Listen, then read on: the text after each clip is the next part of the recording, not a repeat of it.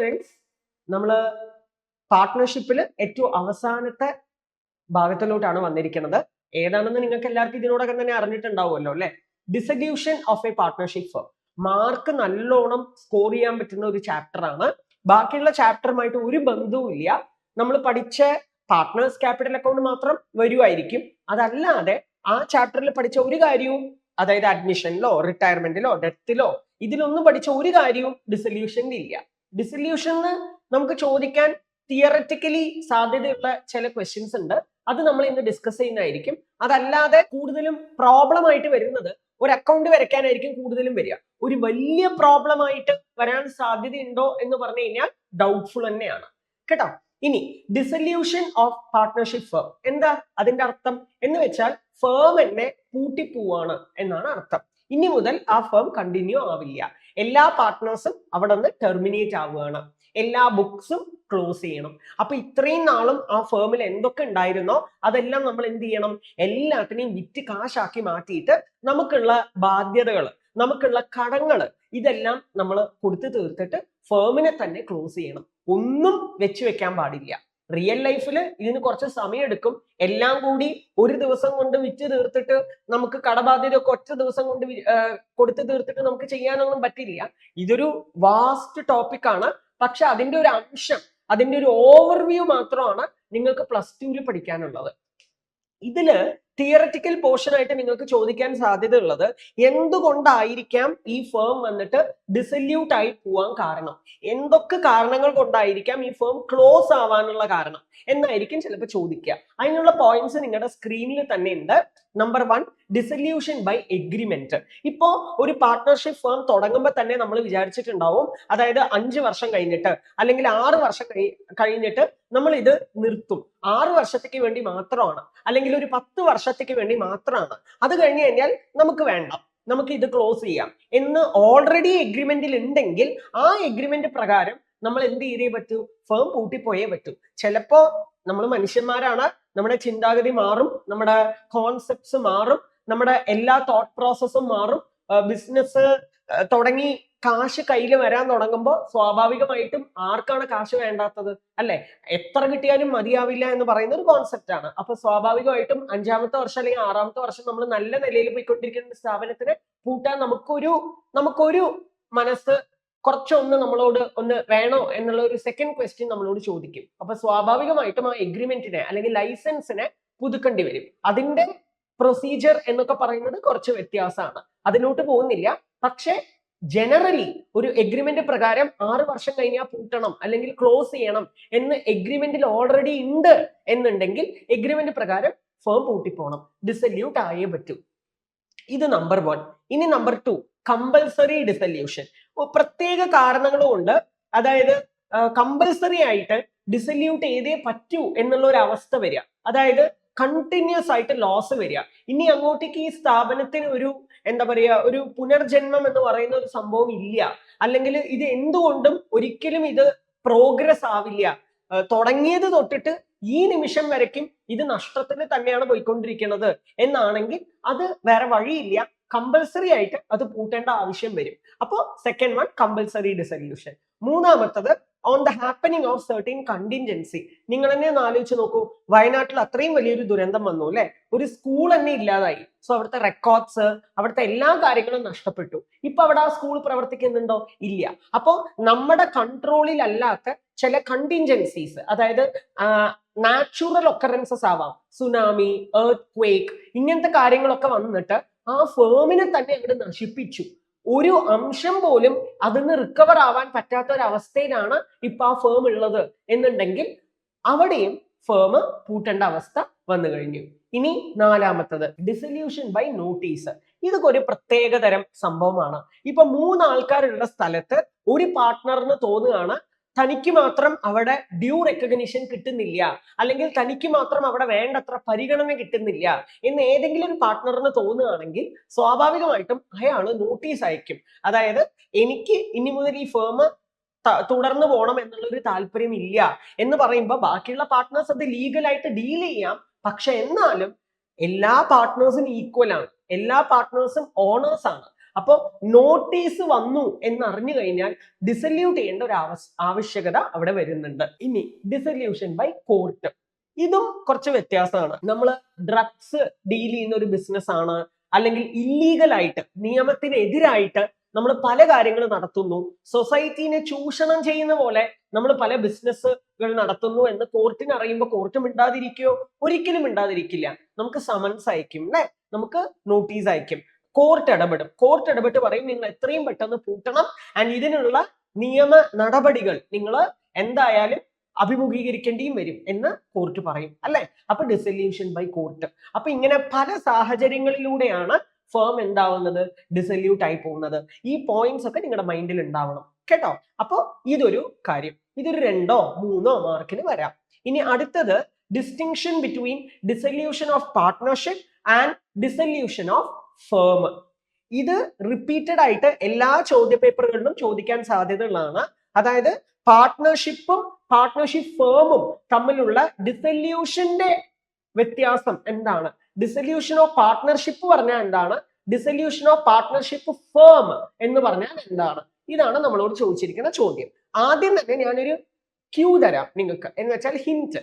അതായത് dissolution of partnership പറഞ്ഞാൽ അവിടെ ഫേം ഉണ്ട്, പക്ഷെ പാർട്ട്നേഴ്സ് തമ്മിലുള്ള ബന്ധം അതോടെ ഒരു വഴിത്തിരിവിലോട്ട് പോകുന്നു എന്ന് വേണമെങ്കിൽ പറയാം, ചേഞ്ച് ആവുന്നു എന്ന് പറയാം. നിങ്ങൾ തന്നെ ഒന്ന് ആലോചിച്ച് നോക്കൂ, 3 ആൾക്കാരുള്ള ഒരു ഫ്രണ്ട്ഷിപ്പ് ഗ്യാങ്ങില് 4മതൊരാൾ വരുമ്പോ സ്വാഭാവികമായിട്ടും പ്രശ്നം എന്ന് തന്നെ ആവണമെന്നില്ല, പക്ഷെ ഫ്രിക്ഷൻസ്, ആ ആംബിയൻസ് മൊത്തത്തിൽ അങ്ങോട്ട് മാറും.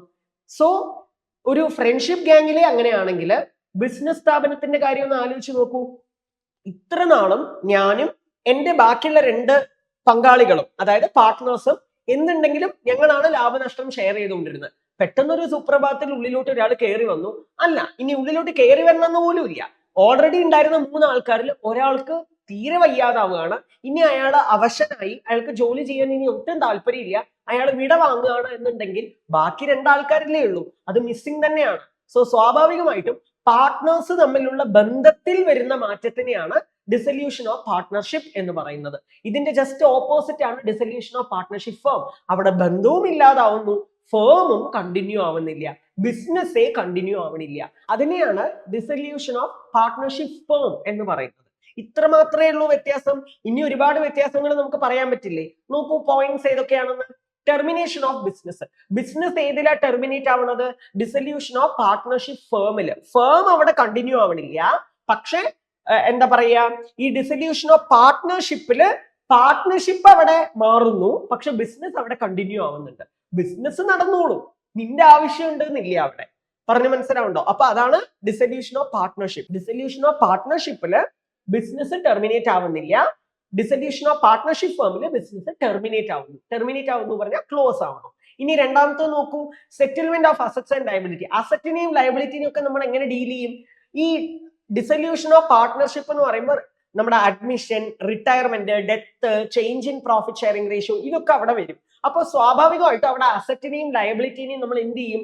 റീവാല്യൂ ചെയ്യും. കൂടിയിട്ടുണ്ടോ, കുറഞ്ഞിട്ടുണ്ടോ, ഇപ്പൊ എന്താണ് മാറ്റം വന്നിരിക്കുന്നത് എന്നൊക്കെ ഇടയ്ക്ക് നമ്മളൊന്ന് ചെക്ക് ചെയ്യും. അതാണ് revaluation of asset and liability. And പുതിയ ബാലൻസ് ഷീറ്റ് ഉണ്ടാക്കും. നമ്മൾ പുതിയ ആളെയും കൂടി ഉൾപ്പെടുത്തിയിട്ട് പുതിയ ബാലൻസ് ഷീറ്റ് ഉണ്ടാക്കും. അല്ലെങ്കിൽ ഒരാൾ പോയി കഴിഞ്ഞാൽ അയാൾ കഴിഞ്ഞിട്ടുള്ള ബാക്കിയുള്ള 2 ആൾക്കാരുമായിട്ടുള്ള ബാലൻസ് ഷീറ്റ് ഉണ്ടാക്കും. അപ്പൊ അവിടെ ബാലൻസ് ഷീറ്റ് ഉണ്ട്.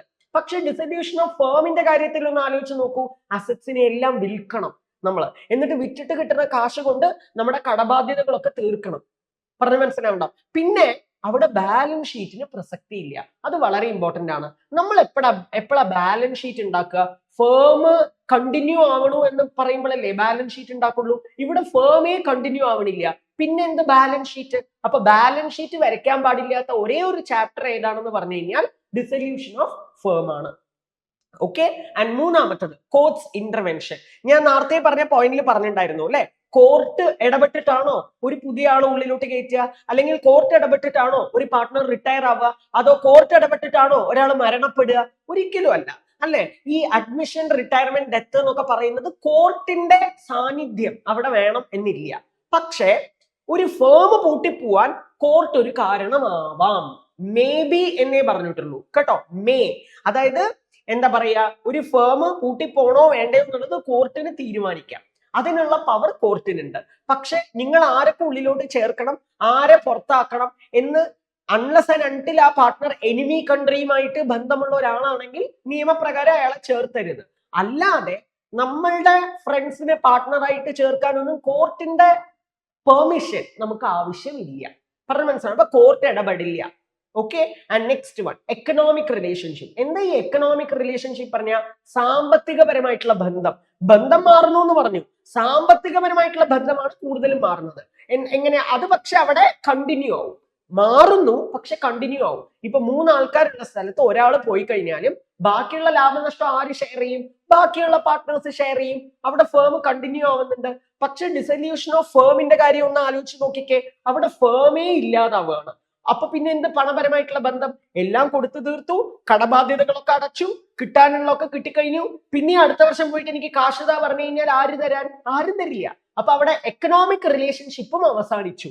പൈസപരമായിട്ടുള്ള ബന്ധവും ഫേം പൂട്ടിയതോടെ അവസാനിച്ചു. ഓക്കെ. ആൻഡ് ലാസ്റ്റ് വൺ, അതില് ലാസ്റ്റ് വൺ നോക്കൂ. അല്ല, ലാസ്റ്റ് അല്ല, 2 കൂടി ഉണ്ട്. സോറി. Closure of books. ഞാൻ ഓൾറെഡി പറഞ്ഞ ഒരു പോയിന്റ് തന്നെയാണ്. ബുക്ക് ക്ലോസ് ചെയ്യണോ വേണ്ടയോ? ഇവിടെ ഒരാളെ അഡ്മിറ്റ് ചെയ്യുമ്പോഴും ഒരാൾ റിട്ടയർ ആയി പോകുമ്പോഴും ഒരാൾ ഡെത്ത് സംഭവിക്കുമ്പോഴും ബുക്കൊക്കെ ക്ലോസ് ചെയ്യോ? ഒരിക്കലും ഇല്ല. അവർക്ക് കൊടുക്കാനുള്ളത് കൊടുത്തു വിടും, അത്രേ ഉള്ളൂ. അല്ലാതെ ബുക്ക് അവിടെ കണ്ടിന്യൂ ആവും നമ്മൾ ബാക്കിയുള്ള പാർട്ട്നേഴ്സ് വെച്ചിട്ട്, അല്ലെങ്കിൽ പുതിയ ആളെയും കൂടി ഉൾപ്പെടുത്തിക്കൊണ്ട്. പക്ഷേ ഡിസൊല്യൂഷൻ ഓഫ് ഫേമിന്റെ കാര്യം ആലോചിച്ച് നോക്കൂ. ബുക്കേ ക്ലോസ് ചെയ്യണം. ബുക്സ് ഓഫ് അക്കൗണ്ട്സ് ഒക്കെ ക്ലോസ് ചെയ്ത് കംപ്ലീറ്റ്ലി സെറ്റിൽ ആയിരിക്കണം. ഒന്നും ബാക്കി വെക്കരുത് അവിടെ. And last one, other dissolution. അതായത് it may or may not involve dissolution of the firm. ഇത് വളരെ ഇമ്പോർട്ടന്റ് ആണ് കേട്ടോ. ചിലപ്പോ ഇതെങ്ങനെ പറയാം നമുക്ക്? ഓക്കെ, വേണമെങ്കിൽ ഇങ്ങനെ പറയാം. ഇപ്പൊ 3 ആൾക്കാരുള്ള ഒരു സ്ഥാപനമാണെന്ന് വിചാരിക്കുക. അതില് ബാക്കിയുള്ള 2 ആൾക്കാരും എന്താ പറയാ, ഒരു 2 ആൾക്കാർ സ്ലീപ്പിംഗ് പാർട്ട്ണർ ആയിരിക്കും, ഒരാൾ മാത്രം ആക്റ്റീവ് പാർട്ട്ണർ ആയിരിക്കും.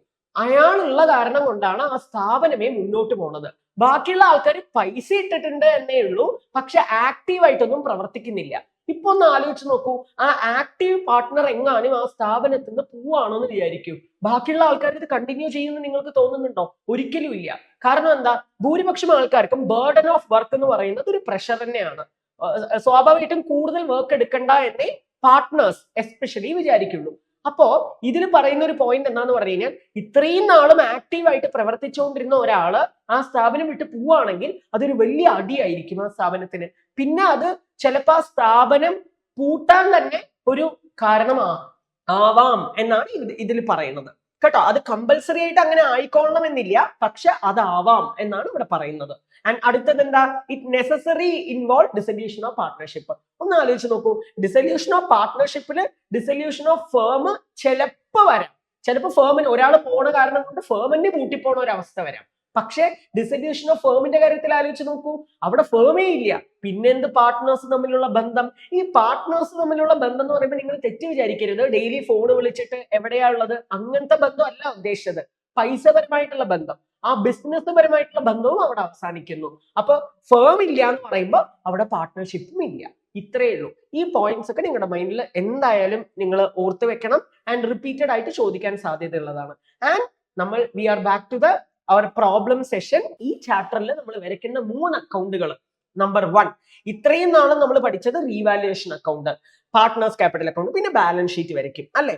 പക്ഷെ നമ്മൾ ഇനി പഠിക്കാൻ പോണത് റീവാലുവേഷൻ അക്കൗണ്ട് അല്ല, റിയലൈസേഷൻ അക്കൗണ്ട്. അസറ്റിനെയൊക്കെ റിയലൈസ് ചെയ്യണം.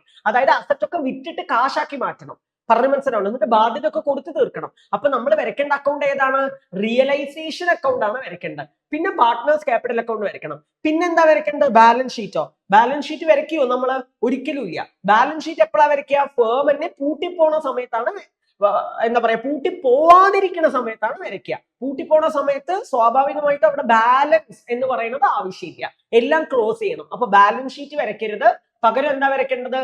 ക്യാഷ് ഓർ ബാങ്ക് അക്കൗണ്ട് വരയ്ക്കണം. ഓക്കെ. അപ്പൊ നോക്കിക്കോളൂ, അതിന്റെ ഫോർമാറ്റ് ആണ് നിങ്ങളുടെ മുന്നിലുള്ളത്.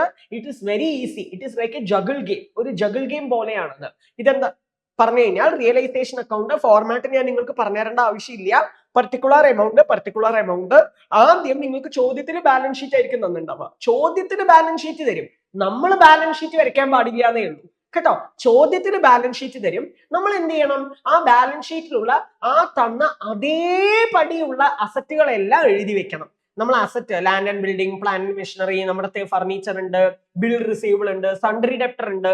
ഈ സൺട്രി ഡെപ്റ്റർ എഴുതുമ്പോൾ ഒരു കാര്യം ശ്രദ്ധിക്കണം, സൺട്രി ഡെപ്റ്റർ ലെസ് പ്രൊവിഷൻ അവർ തരാറുണ്ട് അല്ലെ ചിലപ്പോ. അപ്പൊ സൺട്രി ഡെപ്റ്റർ ലെസ് പ്രൊവിഷൻ ആ മൈനസ് ചെയ്ത എമൗണ്ട് ആണോ എഴുതേണ്ടത്? ഒരിക്കലും അല്ല. സൺട്രി ഡെപ്റ്റർ മൈനസ് ചെയ്യുന്നതിന് മുന്നേ ഉള്ള ഒറിജിനൽ എമൗണ്ട് ആണ് ഇവിടെ എഴുതേണ്ടത്. നമുക്കറിയാലോ അല്ലെ, പ്രൊവിഷൻ എന്ന് പറയുന്നത് ഒരു ബാധ്യതയാണ്. പ്രൊവിഷൻ എപ്പോഴും ഒരു ലയബിലിറ്റി ആണ്. ലയബിലിറ്റിനെ എപ്പോഴും ലയബിലിറ്റീസിന്റെ കൂടെ വേണം കാണിക്കാൻ. പ്രസന്റേഷൻ പർപ്പസിന് വേണ്ടിയിട്ട് നമ്മൾ സൺട്രി ഡെപ്റ്റർ കുറച്ച് കാണിക്കണമെന്നേ ഉള്ളൂ. പക്ഷെ പ്രൊവിഷൻ നമ്മൾ എപ്പോഴും ലയബിലിറ്റീസിന്റെ കൂടെ വേണം കാണിക്കാൻ. അപ്പൊ ഇവിടെ sundry creditor, bills payable, bank overdraft, outstanding expense, കണ്ടോ പ്രൊവിഷൻ, ഇങ്ങനത്തെ എല്ലാ ബാധ്യതകളെയും നമ്മൾ ലയബിലിറ്റി സൈഡ് കാണിക്കും. നിങ്ങൾ ഒരു കാര്യം നോട്ട് ചെയ്തോ, നമ്മൾ ക്യാഷ് എടുത്തിട്ടില്ല നമ്മൾ ട്രാൻസ്ഫർ ചെയ്യുന്ന സമയത്ത്. കാരണം നമ്മൾ എന്തായാലും ക്യാഷ് ഓർ ബാങ്ക് അക്കൗണ്ട് വരയ്ക്കുന്നുണ്ട്. അപ്പൊ അവിടെയാണ് ക്യാഷ് ഓർ ബാങ്ക് അക്കൗണ്ട് കാണിക്കേണ്ടത്. അതുപോലെ പാർട്ട്നേഴ്സ് ക്യാപിറ്റൽ അക്കൗണ്ട് എഴുതാൻ പാടില്ല, ഇതില് ട്രാൻസ്ഫർ ചെയ്യാൻ പാടില്ല. എന്തുകൊണ്ടാണ് അങ്ങനെ? കാരണം നമ്മൾ ഓൾറെഡി പാർട്ട്നേഴ്സ് ക്യാപിറ്റൽ അക്കൗണ്ട് വരയ്ക്കുന്നുണ്ട്. അപ്പൊ അവിടെ കാണിച്ചാൽ മതി നമ്മൾ അതിന്റെ ഓപ്പണിംഗ് ബാലൻസ്, അത്രയേ ഉള്ളൂ. ഇനി ഞാനൊരു കാര്യം പറയട്ടെ, ആദ്യം ഈ അസറ്റ് ഒക്കെ എഴുതണം, പിന്നെ ഈ ലയബിലിറ്റീസ് ഒക്കെ എഴുതണം. ഇനി ഈ അസറ്റുമായി ബന്ധപ്പെട്ട എല്ലാ കാര്യങ്ങളും ഓപ്പോസിറ്റ് എഴുതുക, ലയബിലിറ്റിയുമായി ബന്ധപ്പെട്ട എല്ലാ കാര്യങ്ങളും ഓപ്പോസിറ്റ് എഴുതുക. അതായത് അസറ്റിനെ എന്ത് ചെയ്യും നമ്മൾ? ഒന്നില്ലെങ്കിൽ വിൽക്കും, വിറ്റാൽ എന്ത് ചെയ്യും? നമുക്ക് ക്യാഷ് കിട്ടും. അപ്പൊ ദാ കണ്ടോ, by cash or bank, sale of asset. കണ്ടോ, ഈ ലയബിലിറ്റീസിനൊക്കെ നമ്മൾ എന്താ ചെയ്യുക? കൊടുത്തു തീർക്കാനല്ലേ ശ്രമിക്കുക. അപ്പൊ നമ്മുടെ കയ്യിൽ നിന്നല്ലേ കാശ് പോണത്. അപ്പൊ ഈ ലയബിലിറ്റീസിന്റെ ഓപ്പോസിറ്റ് കണ്ടോ, അവിടെ ക്യാഷ് ഓർ ബാങ്ക്. ഇത്രയേ ഉള്ളൂ. ഇനി എല്ലാപ്പോഴും അസറ്റ് വിറ്റ് പോകണമെന്നുണ്ടോ? ഇല്ല. ചിലപ്പോ എന്ത് പറയും, 3 പാർട്ട്നേഴ്സ് ഉള്ള അവിടെ ഒരു പാർട്ട്ണർ പറയും, ദാ ഈ ഫർണിച്ചർ ഇവിടെ ഉണ്ട്, ഈ ഫർണിച്ചറിനെ ഞാൻ വീട്ടിലേക്ക് കൊണ്ടുപോവാം എന്ന് പറയും. അപ്പൊ ധാരാളമായിട്ട് കൊണ്ടുപോയിക്കോ. പക്ഷെ അങ്ങനെ വെറുതെ കൊണ്ടുപോകാൻ പറ്റുമോ? പറ്റില്ല. അതിനുള്ള കാശ് അവന്റെ ഇത് മേടിക്കും അല്ലെ. അപ്പൊ എങ്ങാനും ഒരു അസറ്റ് പാർട്ട്ണർ ആണ് ടേക്ക് ഓവർ ചെയ്യണതെങ്കിൽ പാർട്ട്ണറിന്റെ പേര് വേണം എഴുതി വെക്കാൻ, ആരുടെ ഇത് കിട്ടാനുണ്ട് എന്ന് പറഞ്ഞിട്ട്. അപ്പൊ ഇങ്ങനെ എഴുതി വെച്ചാൽ ഇത് പാർട്ട്നേഴ്സ് ക്യാപിറ്റൽ അക്കൗണ്ടിൽ കാണിക്കും. ക്യാഷ് ഓർ ബാങ്ക് എന്ന് എഴുതുന്നതെല്ലാം ക്യാഷ് ഓർ ബാങ്ക് അക്കൗണ്ടിൽ കാണിക്കും. ഇവിടെ ക്രെഡിറ്റ് സൈഡ് കാണിക്കുന്നതെല്ലാം ക്യാഷ് ഓർ ബാങ്കിൽ ഡെബിറ്റ് സൈഡ് കാണിക്കും. ഇവിടെ ഡെബിറ്റ് സൈഡ് കാണിക്കുന്നതെല്ലാം ക്യാഷ് ഓർ ബാങ്കിന്റെ ക്രെഡിറ്റ് സൈഡ് കാണിക്കും. ഇവിടെ partners capital account credit side ആണ് കാണിച്ചിരിക്കുന്നത്. അപ്പൊ partners capital account debit side കാണിക്കണം. That is why we are following double entry system. അതല്ലേ ഡബിൾ എൻട്രി സിസ്റ്റത്തിന്റെ ബേസിക് റൂൾ എന്ന് പറയുന്നത് അല്ലേ. അതുപോലെ ഇൻ കേസ് എങ്ങാനും ഒരു ലയബിലിറ്റി പാർട്ട്ണർ ആണ് അടച്ചതെങ്കിലോ, ഇപ്പൊ ഒരു ബാധ്യത കൊടുക്കാനുണ്ട്, ഒരു പാർട്ട്ണർ സ്വന്തം പോക്കറ്റിൽ നിന്ന് എടുത്ത് കാശ് കൊടുത്തു. അങ്ങനെ ഒരാൾ മാത്രം ത്യാഗം സഹിക്കേണ്ട ആവശ്യമില്ല, എല്ലാവരുടെയും ചെലവാണത്. അപ്പൊ എല്ലാവരും അത് എന്ത് ചെയ്യണം? അവനക്ക് ആ എമൗണ്ട് കൊടുക്കണം, സ്പ്ലിറ്റ് ചെയ്ത് കൊടുക്കണം. പറഞ്ഞു മനസ്സിലായോ? So partners capital account. So ഈ ലയബിലിറ്റി എന്ന് പറയുന്നത് ക്യാഷ് ഓർ ബാങ്ക് ആയിട്ട് സെറ്റിൽ ചെയ്യാം, അല്ലെങ്കിൽ എന്ത് ചെയ്യാം? പാർട്ട്ണർ ഏറ്റെടുക്കാം. അപ്പൊ ആ പാർട്ട്ണർക്ക് ബാക്കിയുള്ള പാർട്ട്നേഴ്സ് കൊടുക്കണം, അല്ലെങ്കിൽ ഫേം കൊടുക്കണം. ഇത്രയേ ഉള്ളൂ. ഇനി ആസ് യൂഷ്വൽ രണ്ട് സൈഡും റഫായിട്ട് ടോട്ടൽ ചെയ്യും. നമ്മൾ വലിയ എമൗണ്ട് രണ്ടവിടെ എഴുതും, കുറവുള്ള അവിടെ ബാലൻസ് എഴുതും. പക്ഷെ ബാലൻസ് എന്നാണോ എഴുതുക? അല്ല. ഈ അസറ്റും ലയബിലിറ്റി ഒക്കെ വിറ്റിട്ട് ബാക്കി എന്തെങ്കിലും ഉണ്ടെങ്കിൽ അത് പ്രോഫിറ്റ് അല്ലേ. ആ പ്രോഫിറ്റ് ആർക്കാ സ്വന്തം? പാർട്ട്നേഴ്സിന്. എങ്ങനെ വീതിക്കണം? Old ratio. ഇനി ലോസ് ആണെങ്കിൽ ഇപ്പുറത്തെ സൈഡ് വരും, അതും പാർട്ട്നേഴ്സ് തരണം. That's all. ആൻഡ് ഇവിടെ ഗെയിനിങ് റേഷ്യോ, സാക്രിഫൈസിങ് റേഷ്യോ ഇങ്ങനത്തെ ഒരു കാര്യവും ഇല്ല കേട്ടോ. ഇവിടെ ആകെയുള്ളത് ഓൾഡ് റേഷ്യോ മാത്രം. അതുകൊണ്ടാണ് ഞാൻ നേരത്തെ പറഞ്ഞത് ഡിസൊല്യൂഷൻ എന്ന് പറയുന്നത് വളരെ എളുപ്പം ചാപ്റ്റർ ആണ്. ഇതിൽ പ്രത്യേകിച്ച് നമുക്ക് ഇവിടെ ഗുഡ്വില്ലിന്റെ വീതിക്കല് ഒന്നുമില്ല. ഗുഡ്വിൽ വന്നാലും അസറ്റിന്റെ കൂടെ ട്രാൻസ്ഫർ ചെയ്യും, അത്രയേ ഉള്ളൂ. എന്നിട്ട് അത് വിറ്റ് കാശാക്കും. ഇറ്റ്സ് സോ ഈസി അല്ലേ. സോ ഉള്ള ചാപ്റ്ററിലെ ഏറ്റവും എളുപ്പം ചാപ്റ്റർ ഡിസൊല്യൂഷൻ ആണ്. സോ ഇത് നന്നായിട്ട് ഫോർമാറ്റ് പഠിച്ചു വെക്കുക, മറക്കാതെ തിയറി നോക്കിയിട്ട് പോവാം. Thank you so much.